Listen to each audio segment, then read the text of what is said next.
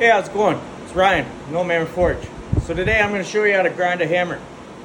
So let's grind a hammer. Get after it. So the first thing I do when I grind a hammer is I take down the edges and four corners to get rid of all those sharp, harsh edges. Then I go after the flats while continuing to touch up the sides and corners to keep everything nice and even.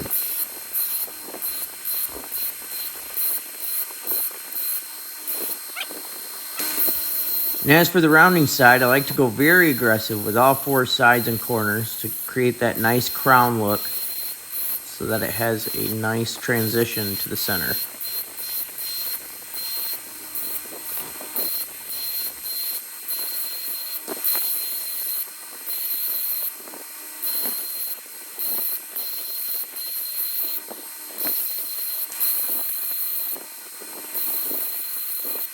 So yeah, now that you've seen me grind my standard bench hammer, I want you to go out there, grind on your own, tag me so I can see the results. Comment below if I have taught you anything or if there's anything I should know. And yeah, go out there and get after it. You know?